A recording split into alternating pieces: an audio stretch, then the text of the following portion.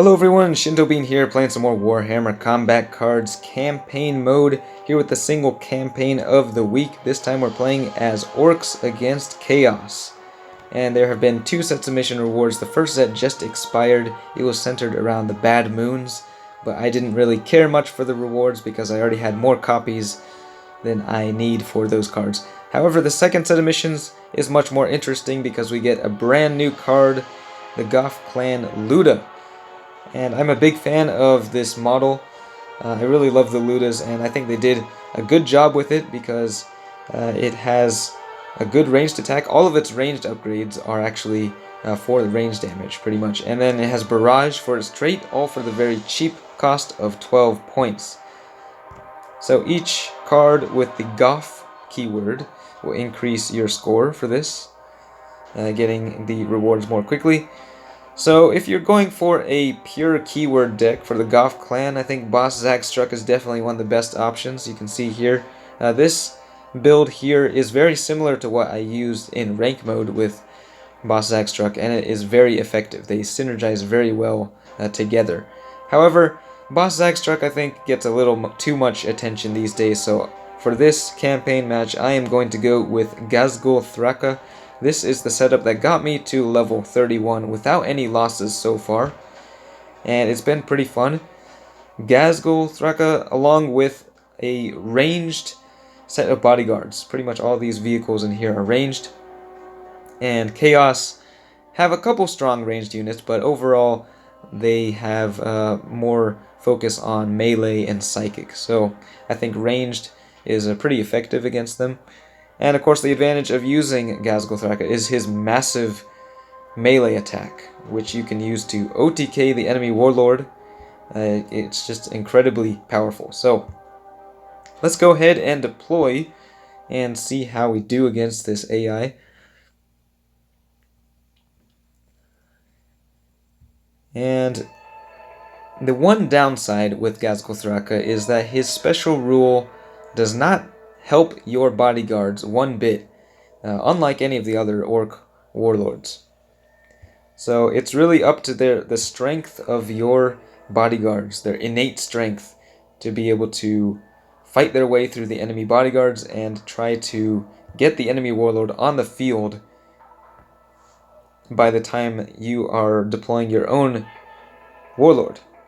Okay, so they've got a Plague Marine with poison on the field so far. We'll put down the Deathcopter over here. We've got our mini tank squadron with Taunt on the field. And we are up against Ahriman. Let's check out what level he's at. Level 4, that's pretty decently high. And do we want to put down our weak units or the strong ones? That is what I'm debating here. I think we're just going to go over here, put the Snazwagon down. Should be able to one-shot that. Is it a Poxwalker? Yes, indeed, it is. It has regeneration, so we want to shoot that down before it gains any health. And they have one Psyker on the field, the Occult Sorcerer. It's one of the few Psykers that has a ranged attack as well. So Snazwagon blasting away the Poxwalker. And we're dealing a decent amount of damage. Our tanks get poisoned, so they'll be taking 8 damage at the end of each turn. And there is the, what is this thing? The Seeker of Slaanesh, with Scout, increasing their next melee attack. And they are going melee. All the damage is going to the tanks. They're doing their job, taunting the enemy. And they'll survive for one more turn, it looks like. We will get taken down by the counterattack here. But so far, we haven't lost any of the shields on the Snazwagon, which has 3 shields, by the way, at level 10. It can block a whole lot of damage. Okay, we got the Daka Jet. Where do I want to put the Daka Jet, though? Well, I think I'm going to put down the Biker, actually. Just use that thing to take out the Plague Marine. And will they go Psychic this time? They've been severely debuffed. So they're going for the Psychic attack.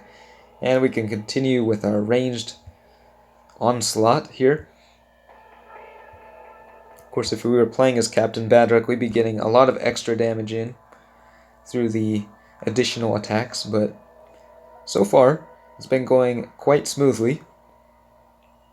Every time we destroy one of the enemy units, it empowers Ghazghkull Thraka's melee attack, as you can see there. Currently, he's able to deal 123 melee damage.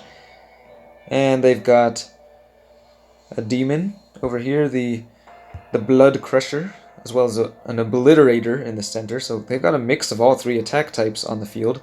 They are continuing to use their Psychic option and charging up both melee and ranged. Okay, I think I'm going to take out that Obliterator in one shot with the Daka Jet. Got a big precision shot there, 60 damage. And then we can just take down two of their units here. And that will force out the last two bodyguards. We'll see what they have. Will there be any greater demons coming to the field? We are about to find out.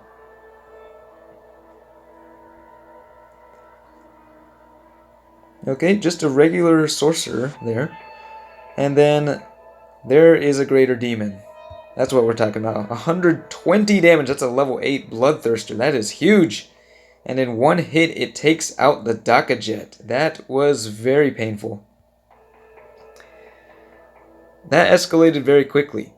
So obviously, there's no way we're going to take this down. Fortunately, we don't have to. All we have to do is destroy one more enemy unit, and I think we're gonna go for the Blood Crusher. This thing still has 2 shields left, so I'm thinking it might be best to put that one in the center, just so we can tank the next attack if they go for the melee attack. We'll see if they go melee or psychic, but of course our only choice is to go ranged. We're unable to destroy anything, but we just need one more turn before we can blast away that Blood Crusher and force the enemy warlord onto the field. They are going for the melee attack, so that is a lot of damage blocked entirely by the final shield on the Snaz Wagon. It's a very useful card there, especially in the late game. Okay, so our final ranged volley. And everything we have should survive, so that everything's looking perfect, actually. Let's take a look at Ghazghkull Thraka again. 153 melee attack at the moment. And here comes Ahriman to the field. He has 158 health. And what are they going to go for now? Psychic again. Okay, so this time, that's a lot of psychic damage. 111 from Ahriman, and then 67 from the Sorcerer, destroying the Tank Busta. But now Ghazghkull Thraka will deploy to the field, and his Furious Charge hits for 80% of his melee attack. So, right off the bat when he deploys, he is dealing 123 damage. This is one of the biggest Furious Charges I've ever seen. And then, as you can see, we've been charging up a melee attack this entire game because we were just going ranged every turn. So now our warlord can attack for 375 melee damage, and Ahriman is no match. It's not even close. Not even that Bloodthirster could save him from the wrath of Ghazghkull Thraka. So, this is why I really like playing as Gaz. He's just really fun, just way to end the game. There's really nothing that can stand up to his melee attack, as long as the warlords deploy at about the same time. Now, if your bodyguards are unable to bring the warlord out on the field, that's when you are in trouble. So, I am tempted to keep playing with this, but I do want to unlock the new rewards and get those copies of the Ludas, so I think I might switch over to Ghazghkull here.